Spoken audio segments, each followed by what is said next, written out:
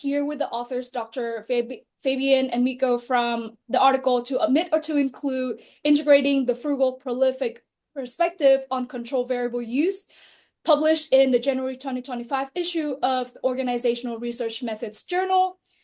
Fabian and Mikko, welcome, and thank you for being here. So for our interview today, we'll talk about the background story of the paper, such as the author's motivation and the review process, as well as their further thoughts on taking this research forward. So to start us off, can you give us a brief highlight of your article and how this article can help scholars in the research? So you can do the honors, Fabian. Okay. So I had a couple of thoughts on that because you only have short time. So generally, control variables are commonly used in empirical research in management, and they do matter from a theoretical perspective, but also from a statistical point of view. What we observed, so Mikko and I, is that there are two basic perspectives that are discussed in the literature. One is more explicit, the other one less. One is the frugal perspective, which basically argues that researchers should use control variables as sparsely as possible. There are different reasons provided for that. Among those reasons are, for example, a change in the nature of the relationship between the variables of interest when including control variables, or that they could be potentially bad controls. The second perspective is the prolific approach, which argues more in the direction of to be generous to include in the control variable inclusion, basically to prevent omitted variable bias. Both those perspectives agree that control variables are important and are important decisions, and they should be chosen based on existing theory. But they do also provide specific recommendations, in particularly the frugal perspective on control variable use. In our paper, we first analyze how broadly both those perspectives are applied in the general management literature. So we examine top journals in management, and we examine how much they are cited, those standard papers, but also how much they are implemented and how. We then find basically that the frugal perspective, so the one arguing for few control variables, is much more implemented, and the prolific perspective is basically not explicitly mentioned a lot. We then focus on the specific recommendations those perspectives make and conduct Monte Carlo simulations, which indicate that on average the specific recommendations from the frugal perspective provide more bias when implemented when compared to the prolific approach. We then conclude the paper that basically researchers should not focus that much on whether to include many or few controls, but instead should focus on including the right controls. So in a sense, this is the integrated perspective. And then the consideration should be much more focused on preventing omitted variable bias, and also to prevent including bad controls.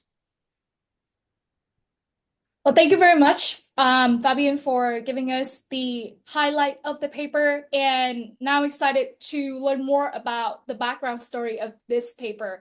So you and Mikko have observed these two kind of trends, or how researchers in management use control variable. Is there a specific moment, or what is the motivation behind this paper that you decide to work on?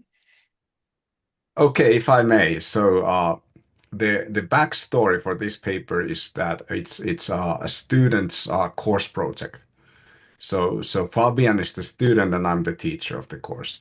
And it started when I was visiting HHC Lausanne. I was substituting for John Antonakis there on their causal claims course. And the final assignment on that course is a Monte Carlo simulation study, where the students are tasked to take a rule of thumb from the literature and test it with Monte Carlo. And there were a couple of things that I had identified that I didn't quite buy the claim, like this idea of impotent controls, that you should omit controls if they are not correlated with the dependent variable. I don't think that's very well argued position in the literature, and I think it's basically it's an incorrect recommendation. But I had no evidence to show that, so I just put that as a topic that the student might test during the course. We had other topics related to method variance and instrumental variable estimation and other things. So Fabian then picked this topic, and he was the best student on the course. And then I told him and I told somebody else that their projects could actually be developed into papers. And then a bit later, Fabian said that yeah, he might actually give it a try, assuming that I'm willing to help him. And I thought that this is a cool project, and we just started collaborating on it. So and it ended up being published in ORM after I think like 3 revisions. So. And So that's that's amazing. that's the real backstory. So there's like nothing that this would be something that I thought is super interesting or Fabian thought that it's super interesting. It's just that it was a student project that then got expanded. But I think still it's an important paper. Yes, indeed. And I think that's also quite inspiring how the commitment and dedication to the class project that is investigating a very interesting idea and a very important issue come to fruit after finishing the class, beyond the class. Fabian, do you want to share more kind of like on your side, the project and the class project itself, or your process of working on this? Yeah, of course, I'm happy to share. So a lot has been said already by Mikko. I think what I would like to highlight here is that, and you have already referred to this a bit, Chi, that basically that the questions which we were investigating in this project were already quite relevant in essence, right? So these are actually practical questions which do matter, and this project which we developed into a paper shows the relevance even further. The second point I would like to highlight is that this was extremely interesting for me also in terms of a learning curve to have this kind of mentor-student relationship develop further into co-authorship. So I think from both those perspectives, this says a lot about the value of courses also at the PhD level, but also then of trying to capitalize on the content of the courses for your further career. So it's actually my first publication anyway. It was harder than I expected to get this published, but this is probably usually always the case. But I'm really happy with how the paper turned out.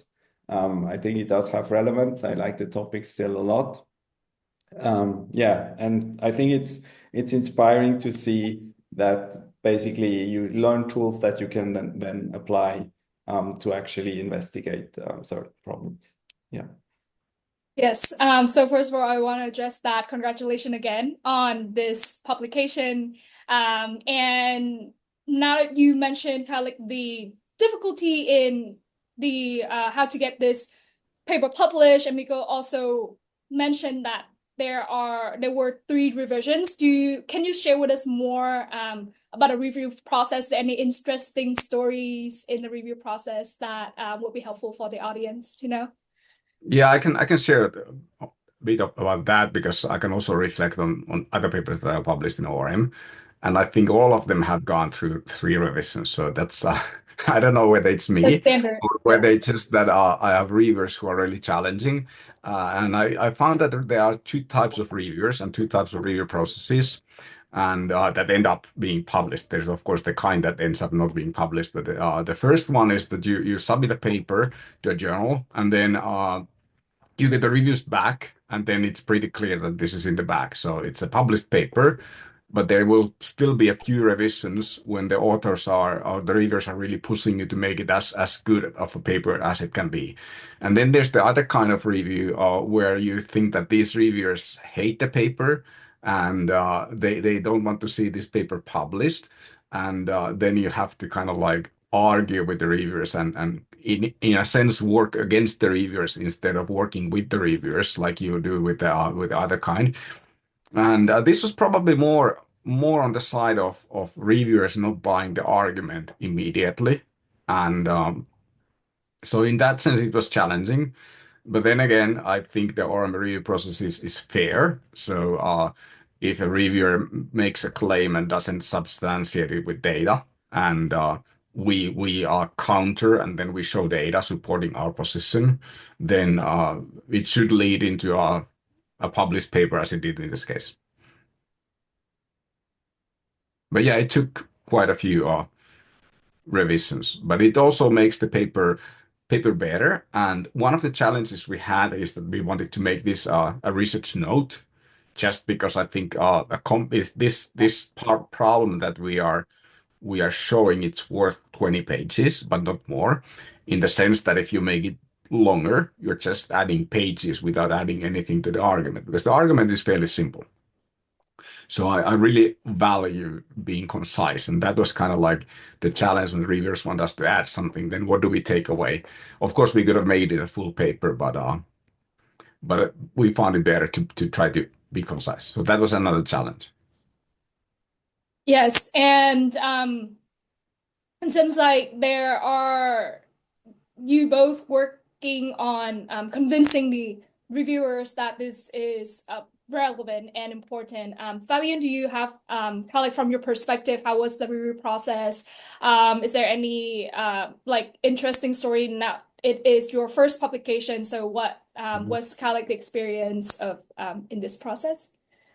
Yeah, so I would say if Mikko described those two categories, basically, I had more the impression that the core idea was okay in terms of what we wanted to do, but the demands were more on adding complexity and discussing certain minor issues to a lengthy, or not lengthy, but just to incorporate, for example, many more conditions in the simulations, which we had at the Monte Carlo simulations. This was one thing I noted, but I always thought that the core idea was basically safe and sound. So I had a bit of different impression, but also I don't have any point of reference. The second thing which I wanted to highlight here was that it was sometimes a challenge to understand the different terms that people use, even between Mikko and me, but also between the different reviewers that were using technical terms that are obviously defined in different literatures sometimes, or are referring to the same construct with different annotations. So that was a bit a challenge to try to map everything under a coherent structure and stay within the page limit, which we wanted to reach. Yeah. Yeah, one That was specific challenge about these terms is how we use the term suppression in paper in regression analysis. And the reviewer understood the term differently from how we understood the term. But the reviewer never defined so what he or she means with suppression. So it was very hard because clearly there was a difference in the understanding, but we couldn't quite relate to the reviewer's perspective. And then we just ended up saying that this phenomena that we're talking about is sometimes referred to as suppression in the literature, just leaving open that suppression could be something else as well. But it's fairly understandable because a reviewer can only invest a limited amount of time in a paper. And being a reviewer for quite a few papers, I can see the other point that sometimes you just like have 2 hours to write a reviewer letter. And then you might need to cut a bit of corners, and then it might not be as understandable as you would like it to be. Yes, and I think that really like speak on to how like also the current state of control variables, although this is the issues that have been investigated in the field, but they're still I guess not like disagreement, but maybe different perceptions of the concepts and different use of certain definitions. Fabian, you were sharing kind of like your experience with the review process. Is there anything else that you want to share with us regarding the review process? It was also nice because Mikko and I crossed certain arguments between us also during the process, which, I mean, it was friendly, of course, but it was still interesting also to learn and challenge each other from that perspective. As least I learned a lot about that you can also discuss certain things and how you want to address them. And obviously you tend to have different views on comments which are not as specific as you would like them from the reviewers. So I think this was also very valuable for me to learn, trying to make a good argument to convince Mikko about a certain thing. And then the other thing which was really helpful is that Mikko is quite knowledgeable of the vast technical literature that exists basically outside the standard textbooks. So I was always reading meticulously the textbooks, which I have at hand and which I know. But Mikko always knew also newer developments in around causal graphs, for example, and stuff. So that was really also an addendum to the paper itself, to have those newer references and those newer perspectives, to give it a bit more punch, in the sense that we are not only saying, okay, you should decide on theory and that's it, but we're actually providing certain guidance. Well, it helps that I was working on a paper on how to pick controls.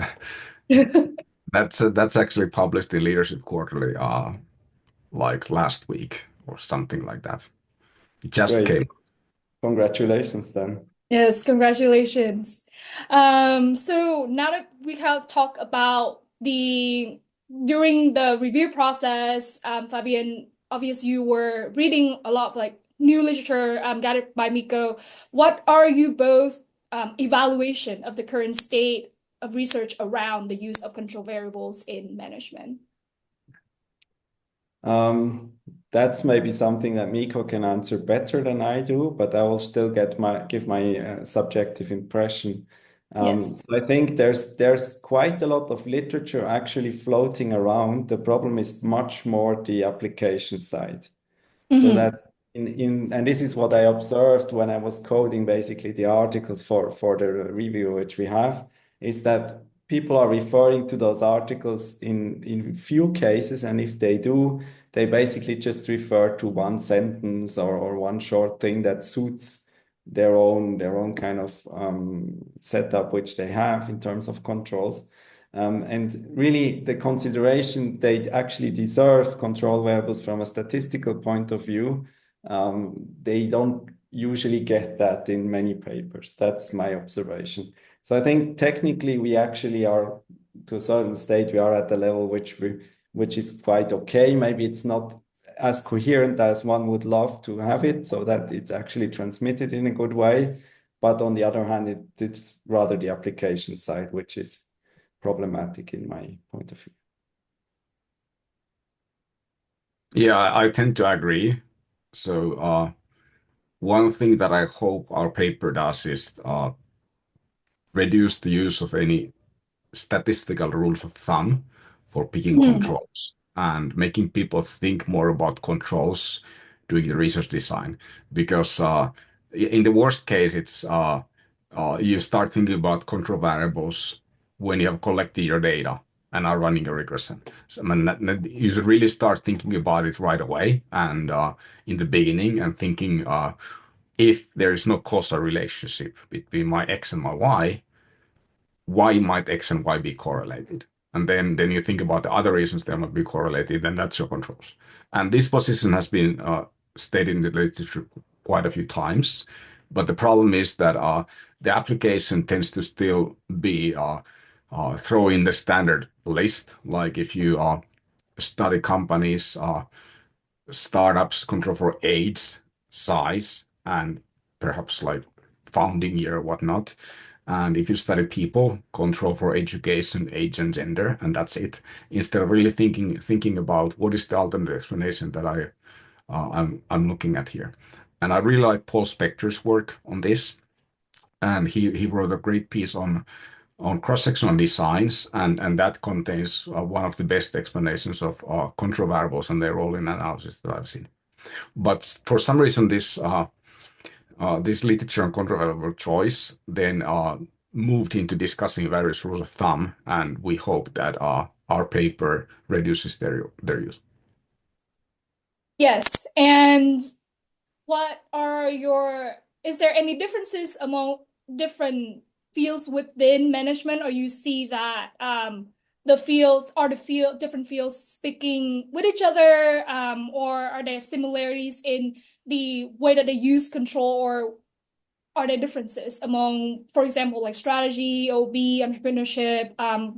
When you work on this paper, do you see differences in the use of control, or are kind of like similar across the board for these areas?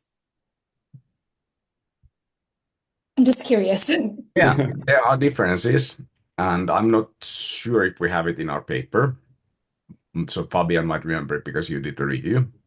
On some Yeah. statistics, I have the paper open here, so I could check, but let's not I don't spend. think we have it actually as an argument in there, but I remember we discussed it at some point. So there's other work which has investigated, for example, the difference between macro and micro. What we observe in terms of our paper is that there's generally more reference made to the frugal perspective in the micro literature, but that also has maybe to do a bit with the publications from the frugal perspective are actually more in the micro field. So that means that's one explanation maybe. The other one, which we found, and this is other work, is that macro uses a lot more control variables in terms of numbers also. That doesn't mean that it's better or worse. I want to state that clearly. But one explanation for that could be that simply there's more data available, right? So if you do micro research, you don't have Compustat or whatever you use to get your data from, and you simply have to collect more data by hand. And as Mikko said, if you do the research design after collecting your data, you might be limited to the things you just asked people before, to certain things you can publicly obtain. But that's maybe one reason also, or one major difference you see. Yeah, I think it depends a lot more on whether you use primary data, collect yourself, or secondary data from a database. And that is the determining factor. And because strategy uses lots more databases than OB or entrepreneurship, then that's just there's more variables available. But there's also quite a bit of more because if you use a database, then you have all these variables. Then there's quite a bit of more kind of like mindless use where you just throw in a large number of controls, hoping that that makes the study better. But that actually might lead into having bad controls. And for example, I actually did an analysis. It's not published and it'll not be published because we took it out from the paper in strategy on how many papers that study the effect of some kind of company level strategic decision control for sales. And it's quite a few. And if you think about like investing in product development, like launching new products, the purpose of launching those new products is to increase sales, and then that increases profits. But if you are studying the effects of new products and profitability, controlling for sales, then you are asking how much difference does investment in the new products make in terms of profitability if it didn't change sales? And that's kind of like pointless question because the point of launching new products is to sell them. So controlling for sales is something that if you don't think about control variables, it might sound like intuitive thing to do. Like that's control for size, but you're actually blocking one of the main causal mechanisms. And this is something that is a bit of a problem if you just throw in a lot of controls. Yes, I think that also related to the issue of like using maybe like statistical rule of thumb or what have been done before, not with a strong theoretical background, like theoretical perspective purposes in the use of control. So with that, what are your you both the future research directions in the use of control or the research around control variables? What do you think will be like some fruitful research directions to take this. Yeah, I don't think that either one of us is working on control variables at the moment. So it's hard to say because this is kind of like methodologically, there is the controls have been discussed for decades, so there isn't much new to be added. And maybe like dogs, these causal graphs, they might be a useful tool for the future, but there are quite a few papers about that already, like one that I co-authored. And then the other area is looking at various rules of thumb that are not based on solid reasoning or data, then and shooting those down. But we just did that in our paper, and I don't think that uh, there is an urgent need for another paper doing that. So it's hard to say. So maybe not much. Like yeah, Maybe I I can can't add a I bit. can't I I had can't a point out example. any good future research directions in this area. But that's like then you know that you've written a good paper when you said it all. Yeah, maybe but referring a bit to what we discussed before. So again, that one thing is obviously limitations by what kind of data can you obtain, but how to think about research design, right? Should not be driven by what kind of data can I get primarily. Of course, this is a consideration, but rather what is a good research design to test what I really want to test. And Mikko gave a really good example with the controlling for sales. And I think this is stuff that kind of gets lost sometimes along the way. These kind of broad picture considerations of actual papers. If you have good reviewers, they will point it out. If you have good conference presentations and good attendees, you might actually get a hint on that. But apart from that, there's a lot embedded in certain literatures that you use certain controls. You are actually pressed to use them. And this might be actually causally not a good decision sometimes. So that's if there's research to be made, it's more about how can we get the message more out?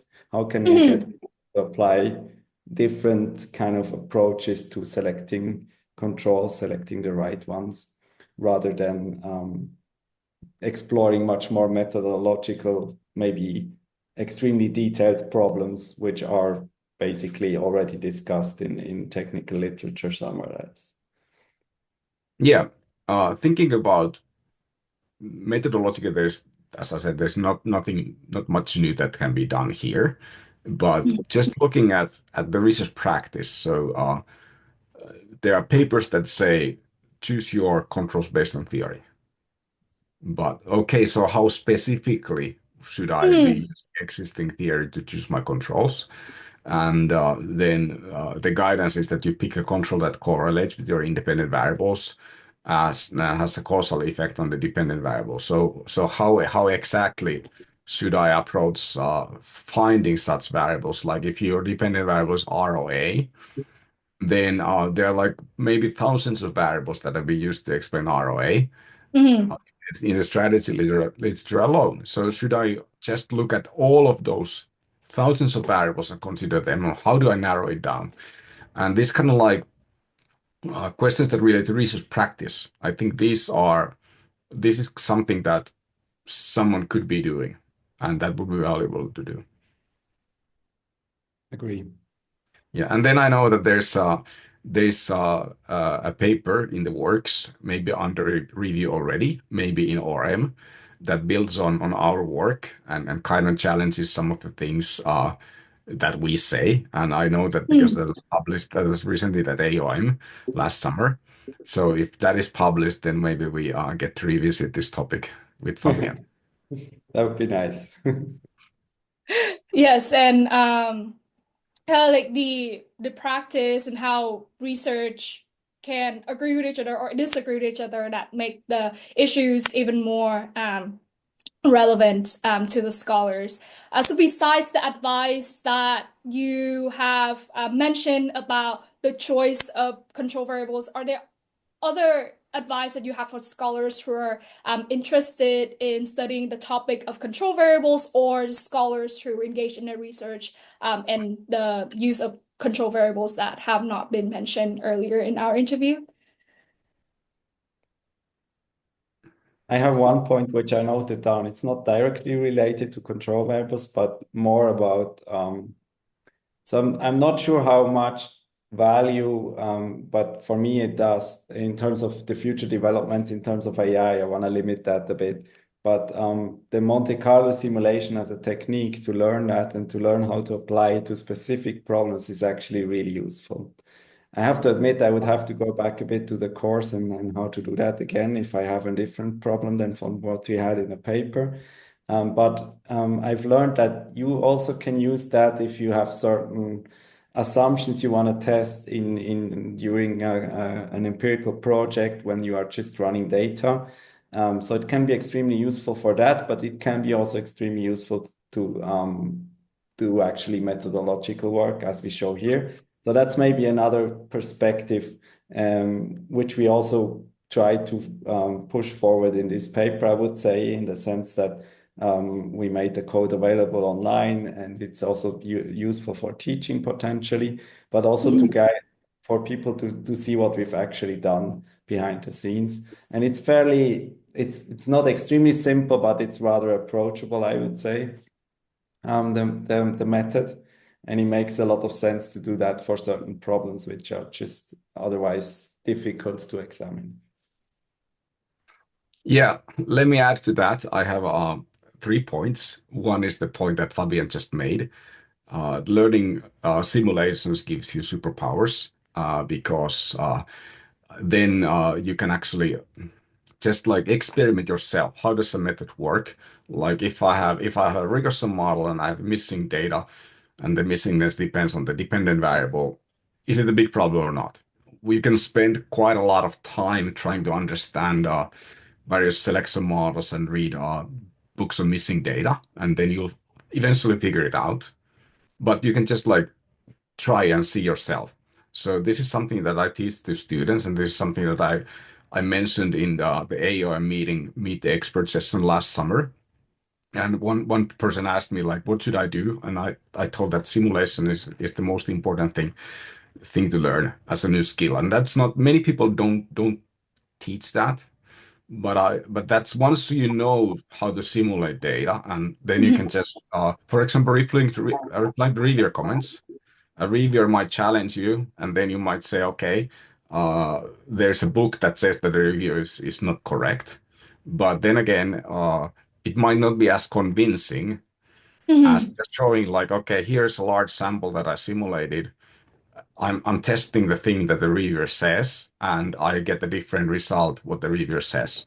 So the reviewer's concern is not valid. And I've actually used this technique in quite a few responses to reviewers, and it always works. So no one is going to challenge your simulation. People might challenge your interpretation of technical text, but they will not challenge your simulation.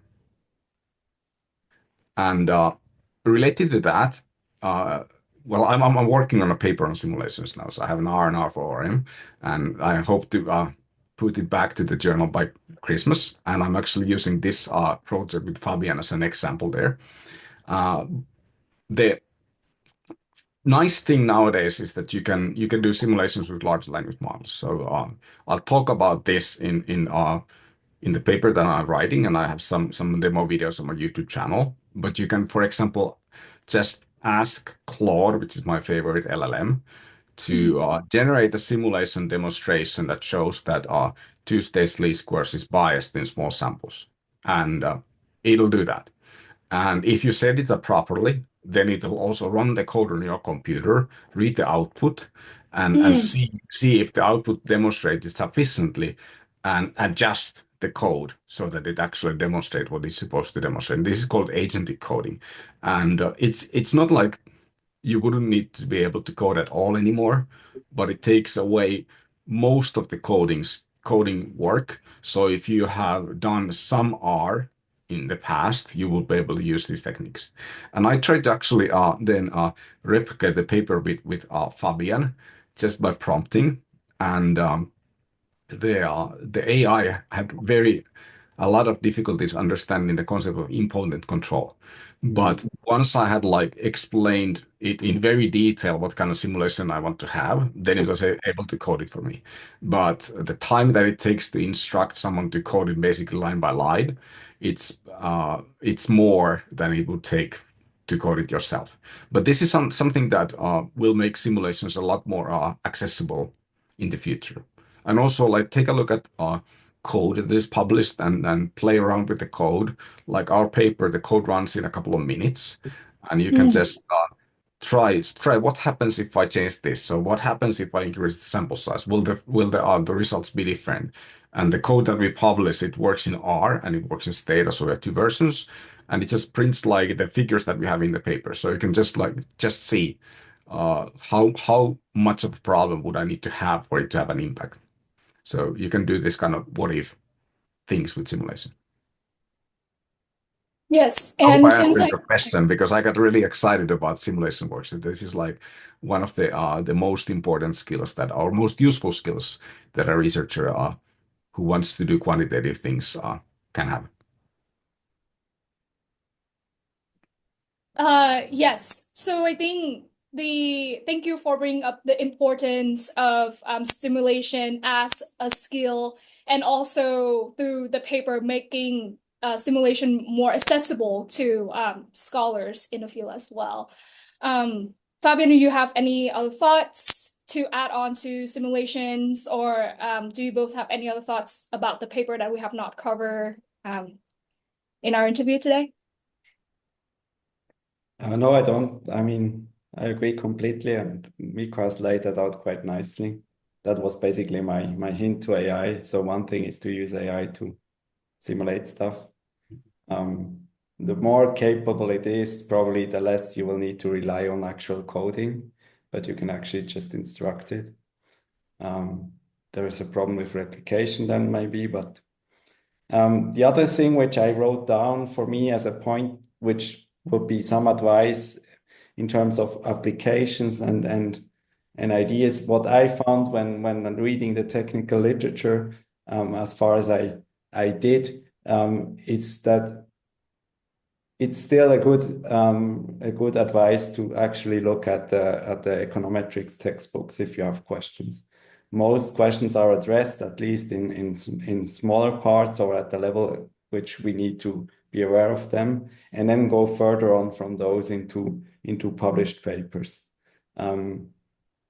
That's my only advice I would give in terms of if someone is actually really struggling with certain terms or certain concepts or ideas.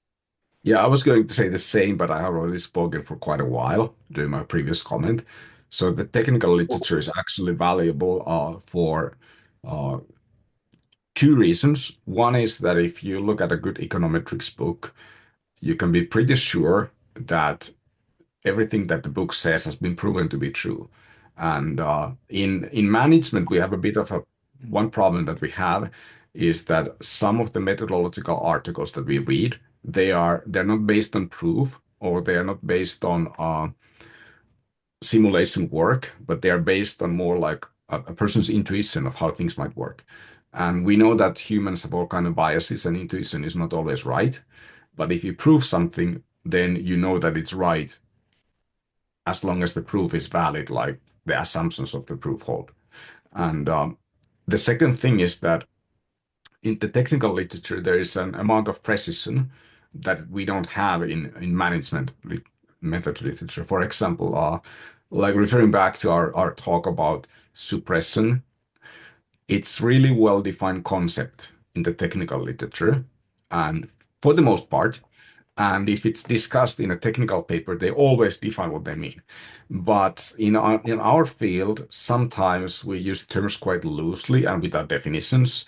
So it's not always 100% sure what the author means. And this is something that we struggled with when we were reading one of the papers. I think it was Breauk 2008. Like what the author writes can be understood in at least two different ways, and then you are guessing like which one of these is the correct interpretation, and that kind of guesswork is eliminated when you go to the technical literature. So that's also useful. Yes, it's of course an investment to learn how to read that literature. But if you want to be want to publish about methods, then you just need to spend the time and learn how to read equations. Yes. Thank you both very much for your time today and also your work on controllable, as well as bringing the simulation more accessible, the use of AI more accessible to a scholar, to our readers and audience, and also the very fruitful conversations around the technical literature as well today. Thank you both, and I really appreciate your work and your time. Thanks. Thank you. It was nice to be here.